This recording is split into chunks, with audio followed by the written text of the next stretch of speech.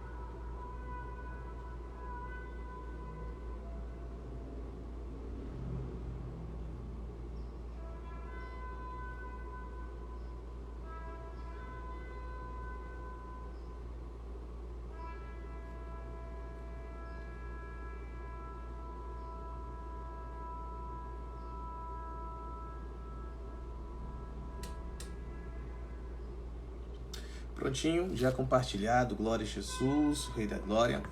Vamos orar, Pai, em nome de Jesus, nós declaramos que a Tua vontade é feita, e mais essa transmissão como é feita nos céus. Nós declaramos a Sua vontade sendo feita em nossas vidas, sendo feita, Senhor, no restante deste dia, nesta tarde, em nome de Jesus, na cidade, no estado, na nação onde nós estamos inseridos, onde nós fomos plantados para a glória do Senhor. Espírito Santo, amigo precioso, Tu és bem-vindo. Por favor, venha e direciona-nos segundo a palavra do Pai, segundo o que está no coração do Pai, segundo o desejo do Pai, no nome de Jesus, o Rei da Glória. Não nos deixe te atrapalhar, Senhor. Não deixe que ninguém te atrapalhe. Não nos deixe atrapalhar a ninguém. E não permita que ninguém nos atrapalhe. Em nome de Jesus, o Rei da Glória. Amém? Glória a Deus. Sejam todos bem-vindos. Mais uma live devocional. Estou feliz com a sua companhia, com a sua presença. Já compartilhe, por favor, porque há uma palavra poderosa a ser compartilhada ao nosso espírito da parte do Senhor Jesus, o Rei da Glória. Nós estamos vivenciando dias extraordinários na presença do Senhor. Nós estamos em 40 dias de avivamento e glória. E o Senhor tem nos entregue muito, muito mesmo. Tem nos capacitado, tem nos habilitado, tem nos curado, tem nos libertado, tem nos despertado. Porque esses 40 dias não é um evento, mas um despertamento. É de fato o despertar dos filhos de Deus, despertar dos filhos maduros, o despertar de uma nação de reis e sacerdotes que foram preparadas, separadas pelo nosso Senhor Jesus Cristo para o seu Deus e Pai. Amém? Louvado seja Deus. E nós somos participantes disso. A criação, ela está gemendo, ela está clamando em uma única voz, ansiando, expectando, desejando a revelação dos filhos maduros de Deus. E os filhos maduros de Deus precisam se levantar, precisam se posicionar, precisam parar de viver uma vida de religiosidade, passar a viver uma vida de reino. Precisam amadurecer. Por quê? Porque o Evangelho, as boas notícias, não param na cruz. As boas notícias transcendem a cruz. Depois da cruz, há o Pentecostes. Depois da cruz, há a capacitação, o envio a capacitação por meio do Espírito Santo e o envio destes discípulos, destes filhos, destes servos do Senhor, para darem continuidade à obra do Pai, que começou a ser realizada em Cristo Jesus. Amém? Então nós, como discípulos de Jesus, filhos de Deus, como servos do Senhor, uma nação de reis e sacerdotes, precisamos entender isso, precisamos nos despertar para isso e nos posicionar segundo isso, para que nós possamos fazer aqui na terra, como é nos céus, a perfeita vontade do Pai. Amém? Louvado seja o nome do Senhor Jesus, o Rei da Glória. Ontem, a nossa querida profetisa pastora Cibele esteve ministrando uma palavra poderosa. Ela trouxe a temática falando sobre missão, tema missão. E há uma grande missão sobre nós, há uma grande responsabilidade sobre nós. Charles Spurgeon, um dia ele declarou: todo cristão é um missionário ou um impostor. E esta frase, ela é poderosa, ela deve nos levar à reflexão. Nós temos sido missionários ou temos sido impostores? Temos sido missionários ou temos sido impostores? Nós temos cumprido a missão que nos foi confiada ou nós estamos fazendo um agazinho, sabe? Até Jesus voltar. Você sabia que a volta de Jesus, a manifestação dele em glória, nos céus, com alarido, com glória e as miríades de anjos juntamente com ele, só será possível quando os filhos de Deus, os discípulos de Jesus, discípulos dele, cumprirem a missão. Você sabia? Você sabia que o não cumprimento da missão retarda a manifestação de Cristo? Retarda a vinda do Senhor Jesus Cristo? Se comportar como um impostor, como uma impostora, né? Aqueles que dizem que são, mas não são, aqueles que falam com os lábios que são, que se vestem como se fossem, que se comportam como se fossem aparentemente, mas aqui dentro não são, porque não estão comprometidos com a causa do Senhor. Estes estão retardando, estes estão atrasando, estes estão atrapalhando a manifestação do nosso Mestre. Você sabia disso? É por isso que nós estamos vivendo dias de despertamento. Há um tempo de despertar. É um tempo de despertar, da igreja de Jesus despertar, dos filhos do Senhor despertarem, principalmente da igreja de Jesus que está localizada na nação brasileira. Por quê? Porque desta nação sairá um grande avivamento para as nações. Esta nação irá suprir as nações da terra através de presença, palavra e poder de Deus. Amados, há uma graça maravilhosa sobre a nossa nação, sobre o Brasil. Há uma graça de Deus na adoração, há uma graça de Deus na ministração da palavra, há uma graça de Deus liberados para sinais, prodígios e maravilhas. Queridos, ninguém adora como o brasileiro. Em nenhum outro lugar da nação você vê alguém queimando na adoração como os brasileiros, vibrando na ministração da palavra como os brasileiros, operando sinais, prodígios, maravilhas, manifestações como os brasileiros. Há uma graça de Deus sobre o Brasil. Os Estados Unidos vivenciaram isso, mas eles perderam isso. A Europa vivenciou isso, mas perderam isso. Chegou a vez do Brasil, e se depender de mim, se depender de um povo doido que eu tenho conhecido, não iremos perder essa glória. É por isso que eu estou aqui para te despertar, amados. Estes 40 dias de avivamento e glória não é um evento, é um despertamento, é o despertar dos filhos. Despertar dos filhos que estão nesta cidade. Chega de vivermos uma vida de religiosidade. Eu vou para a igreja, bato meu ponto, aí eu sirvo lá, sirvo na área X, na área Y, na área Z, e aí tá tudo certo, aí eu vou para minha casa, no outro dia eu vou para o trabalho, e depois vou para a faculdade ou para o curso técnico, e tudo certo, e aí eu cuido da minha família, fico com a minha família, eu sou um bom cristão. E aí, o Senhor não está em busca de bons cristãos. O Senhor está em busca de filhos maduros. filhos que carregam em si as marcas de Cristo Jesus, testemunhas de Jesus. Testemunha não é aquela que fala o que o outro pode fazer, aquela que faz o que o outro faz. No reino de Deus, isso é ser testemunha. No natural é diferente, mas no reino de Deus, isso é ser testemunha. Ser uma testemunha de Jesus não é ficar falando de Jesus. Queridos, qualquer pessoa pode falar de Jesus. Qualquer pessoa, sendo cristã ou não cristã. Por quê? Porque, preste atenção aqui, todas as religiões têm palavra. Tem palavra. Todas as religiões. O pessoal do Islã tem palavra. Os judeus têm palavra. Os espíritas têm palavra. Candoblecistas têm palavra. Ubandistas têm palavra. Não é isso? Hindus têm palavra. Não é? Todas as religiões têm palavra. Tem palavra, sim, tem palavra.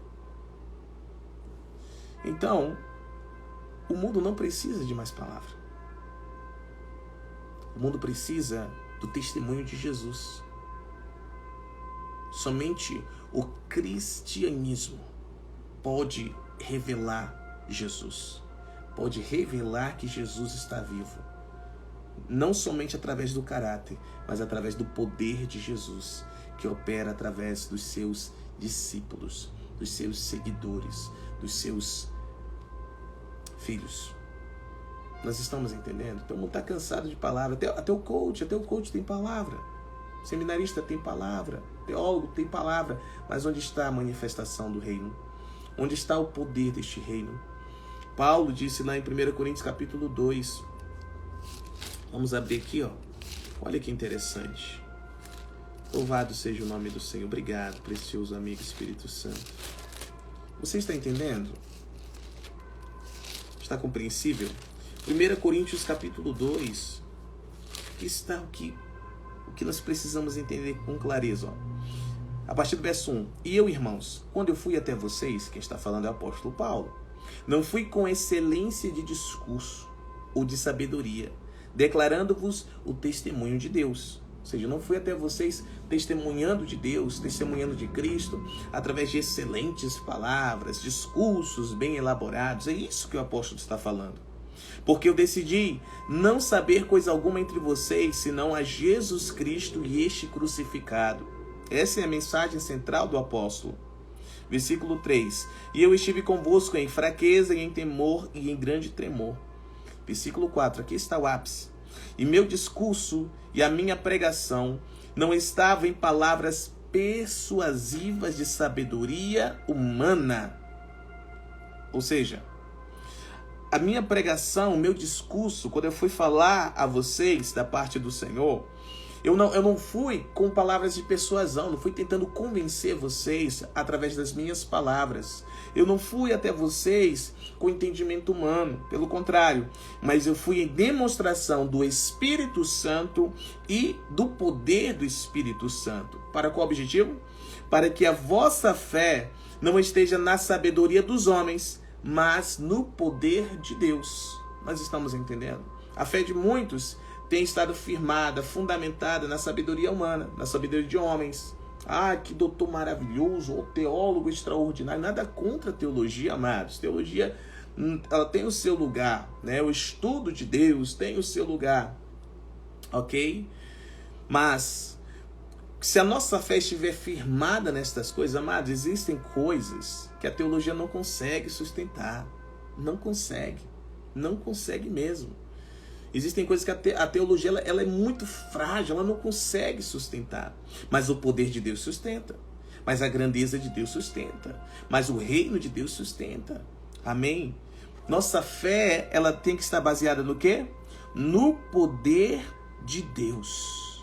Para que a vossa fé não esteja na sabedoria dos homens, mas no poder de Deus. Não é no que o teólogo, no que o mestre, no que o pastor, no pregador, ele pode fazer, mas sim no que Deus pode fazer. Não é no que ele está falando, o pregador, mas sim no que Deus está falando. Nós estamos entendendo? É nisso que deve estar fundamentada a nossa fé. No nome do Senhor Jesus. É no poder de Deus. E o que eu quero compartilhar com vocês? Há uma missão sobre nós. Há uma missão sobre os filhos de Deus. E nós não podemos, escutem com atenção, não podemos sair para cumprir esta missão sem a capacitação, sem a habilitação do Senhor.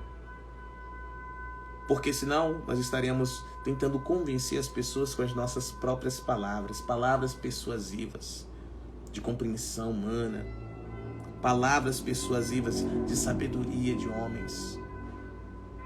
Nós precisamos da capacitação para quê?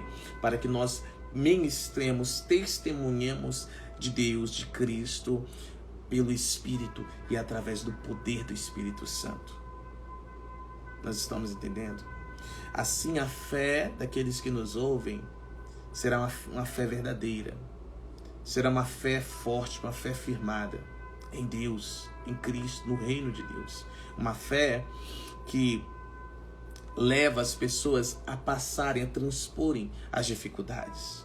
Você lembra que eu mencionei ainda há pouco que existem coisas que a teologia não sustenta?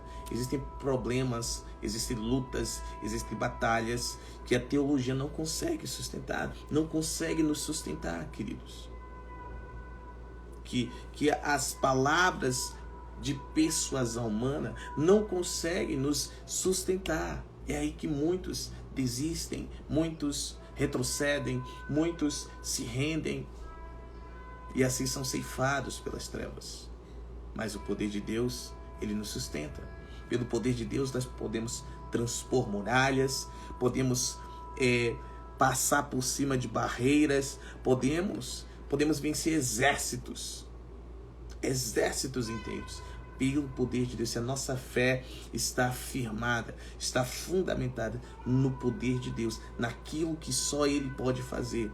Mas como nós teremos essa fé se nós não estamos vendo o que Ele pode fazer? Só estamos ouvindo do que Ele pode fazer. Um evangelho político, um evangelho de promessas. Deus vai fazer, Deus está fazendo, Deus vai fazer, e um dia Ele vai fazer, uma hora Ele vai fazer, no tempo dele vai fazer, e passam-se anos e nada ocorre, nada acontece, Deus não faz. Por quê? Por que Deus não faz? Porque não é assim. Porque não é assim que Deus se move. Ok? Amós capítulo 3, versículo 7, a palavra do Senhor diz: certamente o Senhor não fará coisa alguma sem antes ter comunicado aos seus servos escolhidos, os seus profetas. Para o Senhor agir na terra, Ele vai agir através dos seus profetas. Por quê? Porque Deus Ele não age, Ele reage. Ele comunica a sua vontade pelo Espírito, ao Espírito dos seus servos e servas. Estes tomam um posicionamento em fé. Sem fé é impossível agradar a Deus. É necessário que aquele que se aproxima dele, primeiro, creia que ele existe, segundo, e que ele é galardoador daqueles que o buscam. Então estes irão tomar uma posição de fé, irão se mover com fé, irão avançar pela fé, e aí a fé ativa a ação do Senhor. Por quê? Porque ele vai aspirar fé. Fé agrada a ele, ele vai se mover com fé. Ele vai reagir à nossa fé. Nós estamos entendendo? É assim que nós precisamos caminhar. Então nós precisamos entender a missão que está sobre nós. E nós precisamos cumprir esta missão. Não da forma errônea, como muitos têm buscado fazer. Sem capacitação, sem habilitação. Não estou falando natural, estou falando sobrenatural, queridos. Como eu disse, falar de Jesus, qualquer um pode falar. Até quem não é cristão pode falar. Mas fazer o que Jesus faz, somente filhos de verdade, somente cristãos de verdade, genuínos, amém? Nascidos de novo, habilitados pelo Espírito, em relacionamento com Deus, estes podem fazer o que Jesus faz e maiores coisas no nome dele, amém? Louvado seja o nome do Senhor. Isso é maravilhoso, precisamos entender, precisamos cumprir a missão que está sobre nós. Que missão é essa, apóstolo? A missão de fazer discípulos. Exatamente, porque discípulos não nascem, discípulos são feitos, são formados. Exatamente. E formar discípulos, queridos, não é fácil, dá trabalho, exige sacrifício. Você perde muito. Na verdade, não é uma perca, é um investimento. Então você investe muito tempo, investe muito dinheiro, investe muita energia. Exatamente. Fazer discípulo, formar discípulos, não é fácil, mas vale a pena. E foi para isso que nós fomos chamados. Você foi chamado, exatamente. Porque ou você está discipulando ou você está sendo discipulado. Você sabia disso? Nas mesas em que você tem sentado, nos ambientes que você tem adentrado, frequentado, ou você está discipulando, ou você está sendo discipulado. Ou você está influenciando aquele ambiente, as pessoas que estão ali, você está sendo influenciado por elas. E deixa eu te falar algo muito sério. Satanás não poupa tempo, Satanás não poupa energia, Satanás não poupa dinheiro para ensinar as pessoas o que é errado, para discipular as pessoas ao que é errado. Ele não poupa. E nós devemos poupar? Você deve poupar? Eu devo poupar? Claro que não, querido. Claro que não, minha querida. Nós temos que investir ferrenhamente, investir com gratidão, com graça, realmente em abundância, para fazer discípulos. O Senhor disse lá em Mateus capítulo 28, versículo 19, 20, 21, ide e façam, ou então vão e façam discípulos de todas as nações, batizando-os em nome do Pai, do Filho e do Espírito Santo, ensinando-os a guardar o que eu vos tenho ordenado. E eis que eu estarei com vocês todos os dias, até o fim do mundo, até a consumação dos séculos. Temos que fazer discípulos. Essa é a nossa missão. Nós temos que aprender e nos posicionar desta forma. Essa é a nossa missão. Amém? E eu quero finalizar compartilhando o que está escrito em João capítulo 15. Por favor, abra sua Bíblia em João 15. Deixa eu te mostrar algo.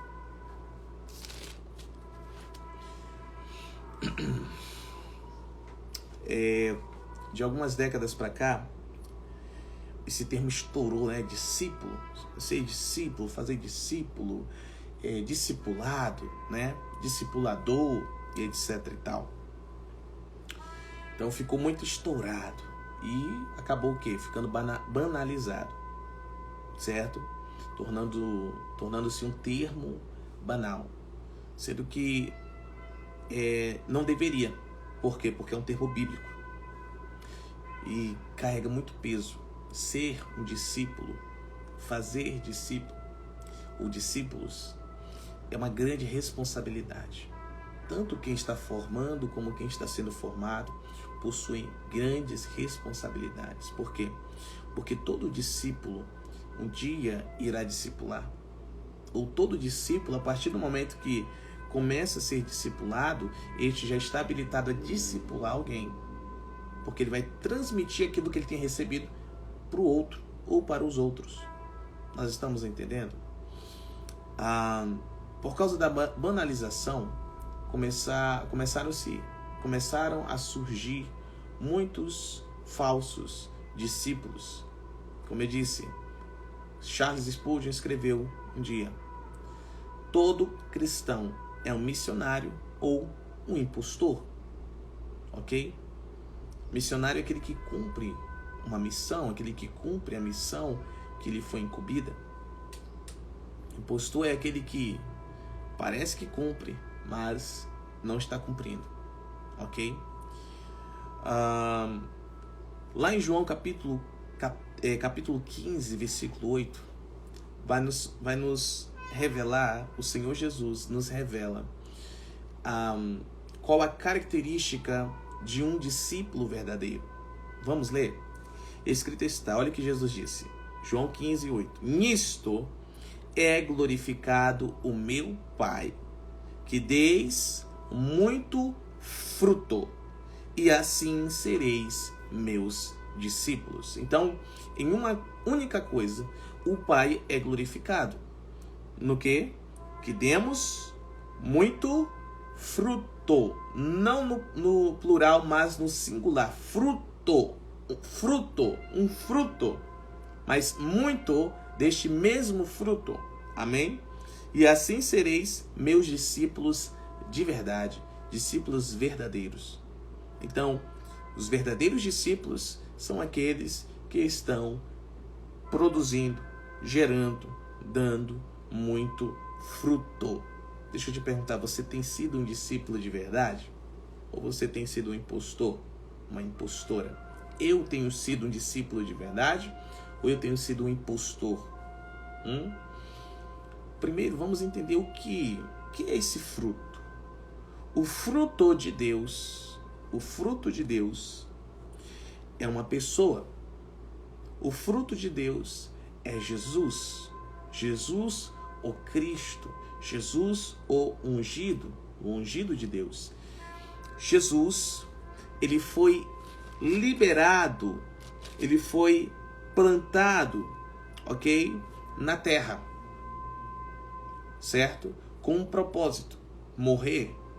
Em João capítulo, deixa eu verificar aqui, glória a Deus, cadê? Deixa eu só encontrar aqui. João 12, 24. Jesus disse algo muito interessante, olha só.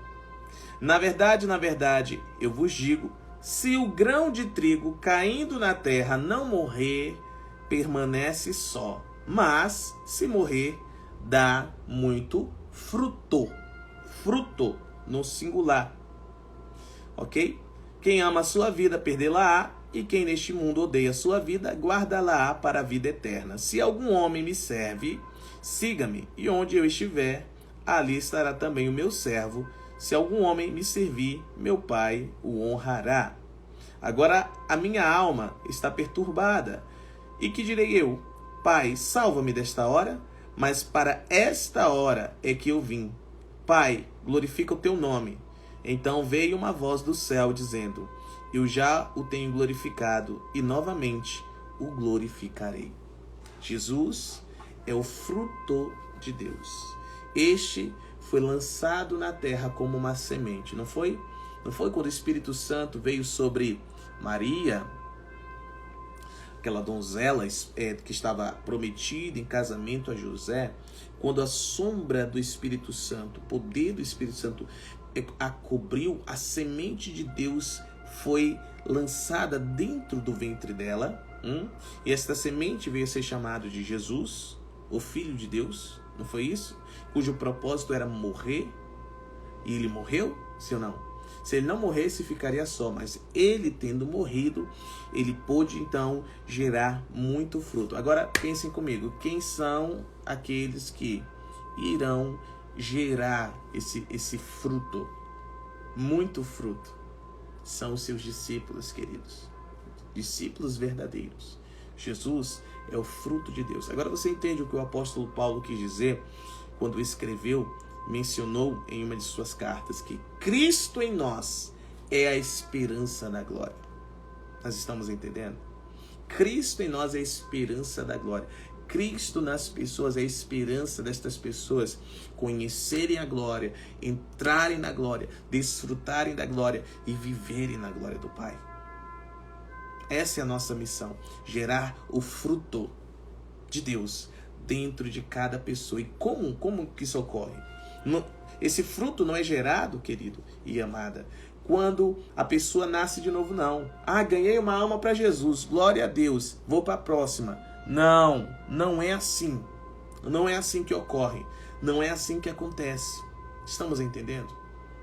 Ganhar almas não é dar fruto ou frutos. Se você acreditava nisso, você viveu um tempo equivocado, no equívoco, mas a revelação verdadeira da palavra vem sobre ti agora, no nome de Jesus, e os olhos do teu entendimento são iluminados. Amém? Ganhar alma é ganhar alma. Quando se ganha uma alma, olha o que acontece. Quando a pessoa ela crê dentro do seu coração, estou mencionando aqui Romanos capítulo 10, a partir do versículo 9. Amém? Quando a pessoa crê no seu coração que Jesus Cristo é o Senhor, que Deus o ressuscitou dentre os mortos, quando ela crê no coração, ela está crendo para a justiça. Então ela pode ser justificada porque ela crê. Mas isso não quer dizer que esta pessoa já está justificada. É preciso que ela confesse com a boca. Então, com o coração se crê para a justiça, mas com a boca se confessa para a vida eterna, para a salvação. Então, a partir do momento que a pessoa confessa, dizendo: Jesus Cristo, a partir de hoje, é o meu Senhor. Eu renuncio todo o pecado, renuncio o senhorio de Satanás. Jesus Cristo agora é o meu Senhor. Pai, salva-me. E ali o Espírito Santo vem para dentro da pessoa, ressuscita o espírito dela. Aí ocorre um fenômeno extraordinário chamado novo nascimento, que é o maior milagre que pode haver e que houve e que sempre haverá, né, até a volta de Jesus. Aí a pessoa nasceu de novo. Onde? No Espírito. Ok. Então, se ela nasceu de novo, é um bebê espiritual, sim ou não? Isso quer dizer que já foi gerado um fruto nela? Ou uma semente foi semeada nela?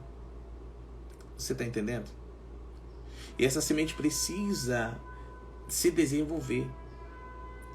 Quando uma semente é lançada na terra, é preciso romper. Se ela não rompe, ela morre. Não é o que tem acontecido com muitas pessoas. Quantas pessoas você já ganhou para Jesus? Quantas pessoas eu já ganhei para Jesus? Agora deixa eu mudar a pergunta. Quantas pessoas que você ganhou para Jesus permanecem até hoje em Cristo Jesus? Ei, a igreja brasileira, ela falhou muito. A igreja brasileira falhou muito porque começou a ganhar muita alma, mas não levaram estas almas ao rompimento. E estes morreram. Se um grão lançado em terra, uma semente, não romper, ela morre. Mas se romper, uma árvore frondosa, uma nova planta, uma nova árvore frutífera começa a se desenvolver. Estamos entendendo? Uma criança que está dentro do ventre, um bebê, chega o tempo de, vir ao mundo. Se não romper, morre. Tanto a pessoa, o bebê, como a pessoa que está gerando o bebê. Da mesma forma, muitos nascidos de novo morreram.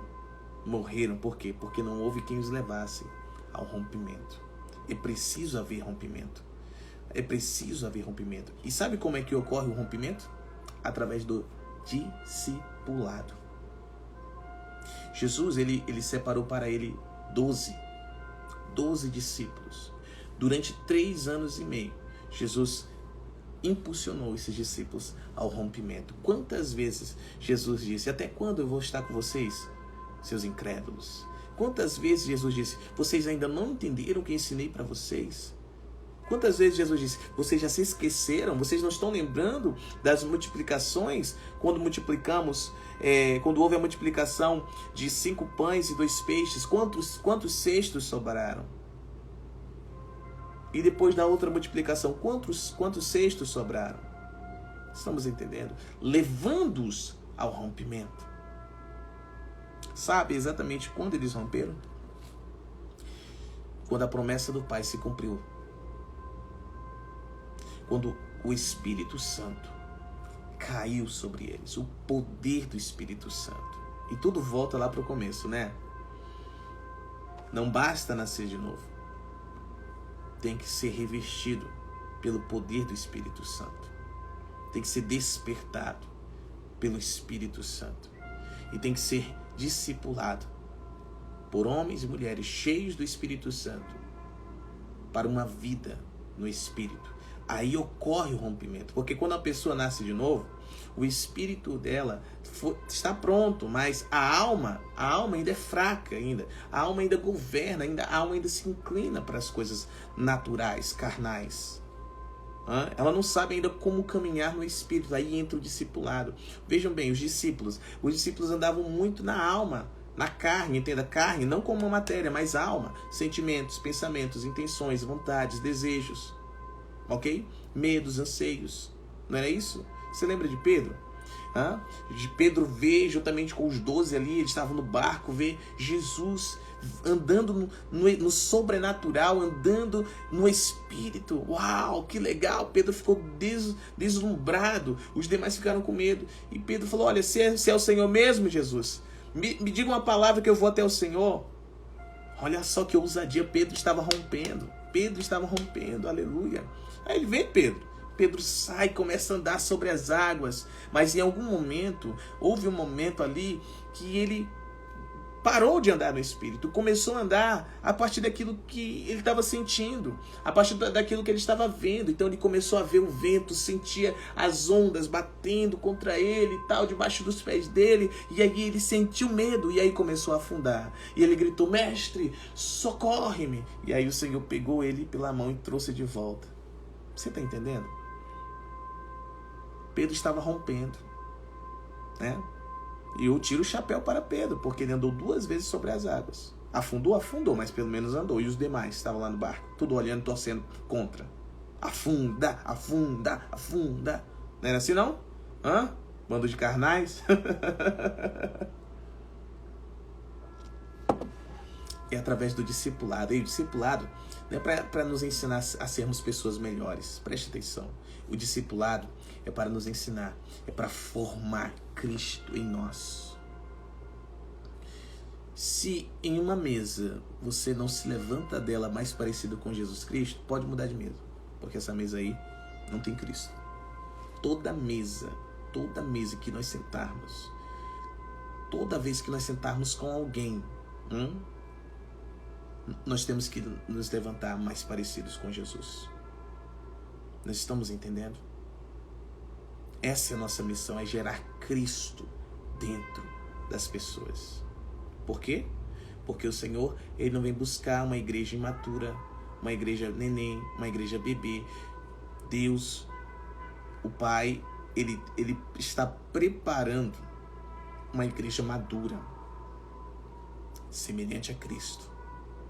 É por isso que Jesus deu para a igreja, deixou para a igreja apóstolos, profetas, evangelistas, pastores, mestres, para preparar a igreja para a obra do ministério, ou seja, para cumprir a missão. Nós estamos entendendo? Essa é a nossa missão, gerar Cristo nas pessoas, levá-las à maturidade. O apóstolo Paulo fala algo muito interessante.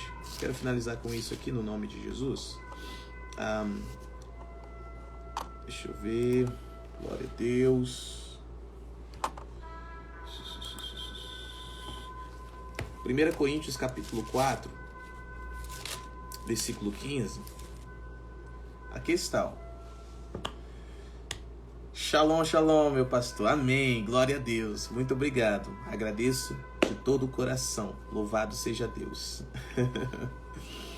1 Coríntios 4,15, a palavra do Senhor diz, ó. Porque ainda que tenhais... Deixa eu ler a partir do 14. Vamos ganhar um pouco de profundidade no texto. E agradeço, ó. Eu não escrevo essas coisas para vos envergonhar, mas advirto-vos como a meus filhos amados. Agora sim, verso 15. Porque, ainda que tenhais 10.000 instrutores, mentores, professores em Cristo, contudo não tendes muitos pais, pois em Cristo Jesus eu vos gerei pelo Evangelho. Quem está entendendo? Por isso suplico-vos que sejais meus imitadores. Exatamente, o apóstolo Paulo, aquele que diz: sejam meus imitadores como eu sou de Cristo, está aqui escrevendo aos irmãos de Corinto, que nós sabemos, né, pelo contexto do texto, aqui, começando aqui pelo capítulo 3, versículo 1. E eu, irmãos, não pude falar a vocês como a espirituais, mas como a carnais, gente que caminha segundo a alma, como a bebês em Cristo. Olha só. Então é este apóstolo que está escrevendo a irmãos que que eram guiados pelos seus desejos, sentimentos, vontades, prazeres, sonhos, seus próprios sonhos, egoístas, né? Um dizia que era de Paulo, outro disse que era de Apolo, outro disse que era de Cefas, outro dizia que era de Cristo, uma divisão, né? Alguns saíam comendo na frente a ceia, outros ficavam com fome, uns comiam em abundância, até se embriagavam e outros ficavam com fome, não é? Havia imoralidade dentro da igreja, a ponto de um enteado ter relação com a própria madrasta, esposa do seu pai, e a igreja toda ia saber, mas ninguém fazer nada, todo mundo ao pianinho com medo. Que igreja imatura. O apóstolo Paulo escreve a eles que ele havia gerado eles em Cristo. Então o apóstolo aqui, escreve essa carta discipulando eles, gerando Cristo neles por meio do evangelho, ensinando os princípios a eles, cobrando eles, chamando a atenção deles, repreendendo os rebeldes, expulsando os obstinados, rebeldes obstinados. Nós estamos entendendo? Formando Cristo neles. Formando Cristo neles. Como formaram no apóstolo Paulo. Sabe quem foi que formou Cristo no apóstolo Paulo? Exatamente, o apóstolo Barnabé. Se você ver lá no início, lá depois da conversão do apóstolo, você vai ver que os irmãos imaturos da igreja em Jerusalém, eles estavam com medo do apóstolo. Na época era só Saulo, né? Era o irmão Saulo, recém-chegado, né? Que dizia ter sido convertido, ter se convertido. Eles estavam com medo, mas mantinham a distância dele. Mas Barnabé, na época, era o irmão José, apelidado de Barnabé, filho da consolidação, da consolação, trouxe o apóstolo para junto de si, começou a ensinar Saulo, o irmão Saulo, levou ele até os apóstolos, os líderes da igreja, o Saulo começou a entrar e a sair de Jerusalém juntamente com os apóstolos, juntamente com Barnabé. Então nisso Cristo foi sendo gerado em Saulo, até que chegou um dia que o Espírito Santo separou tanto o discipulado dele, Barnabé, como ele, Saulo, e os enviou para a primeira viagem missionária. O que? Cumprir a missão. Qual é? O ID. E ali eles foram enviados como apóstolos, porque apóstolos significa enviados. Amém? Olha só que maravilha. E este está escrevendo aqui, gerou, né, vários filhos espirituais na igreja de Corinto, né? Ele foi aquele que gerou a igreja de Corinto. E aqui está discipulando eles, gerando Cristo neles. Por quê? Porque você olhando para eles aqui, capítulo 3, capítulo 2, capítulo 4, capítulo 5, você vê ali que, meu Deus do céu, tudo imaturo. Mas se você ler a segunda carta, já eles apresentam uma maturidade maior. Cristo foi gerado neles. E gerar, como eu disse, gerar Cristo nas pessoas dói, é custoso, custa tempo, custa energia, custa dinheiro. Quem é que está disposto a pagar isso? Eu estou disposto. Você está disposto? Deixa eu repetir a frase aqui do querido irmão Charles Spurgeon. Todo cristão é um missionário ou um impostor. E aí? Missionário ou impostor? Aquele que cumpre a missão ou aquele que dá um migué? Diante dos homens, nós podemos até dar um migué, mas diante de Deus, naquele dia, ou antes mesmo naquele dia, não há nada oculto que não venha à luz. Por isso, desperta, ó igreja, e vamos incendiar as nações. Mas como incendiaremos as nações se não estamos conseguindo nem incendiar o nosso bairro, nem a nossa cidade? Vamos, 40 dias de avivamento e glória.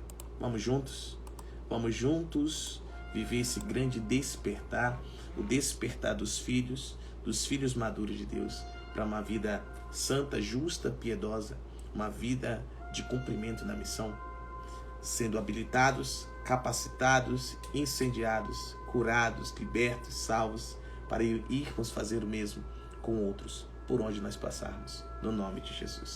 É isso, que Deus abençoe a todos. Ronaldo Azevedo, meu precioso, Deus te abençoe.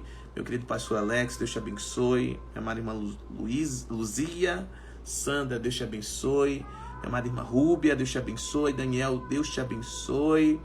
Elza, filha preciosa, Deus te abençoe. Elianes, Deus te abençoe. Em nome de Jesus, Deus abençoe a todos. Que a graça do Senhor seja sobre todos vós. E mais tarde, às 19h30, eu te espero lá na Embaixada do Reino, a partir das 19h30, como eu já disse, na Avenida Nazaré Filgueiras, número 2923, bairro Alvorada. E você que mora em outra cidade, outro estado, outra nação, te espero. Conecte-se através do YouTube, @PennyChurch. Você vai receber de Deus, você vai aprender a perfeita vontade de Deus, vai ser impactado segundo esta vontade maravilhosa. Amém? Você mora na cidade? Deixa eu te lembrar, o YouTube, ele é para pessoas de outros lugares, viu? Se você pode pisar ali na Embaixada, vai lá e pise. Tua vida nunca mais será a mesma. Mas pise com vontade. Pise posicionado no nome de Jesus. Amém? Deus abençoe. Fui.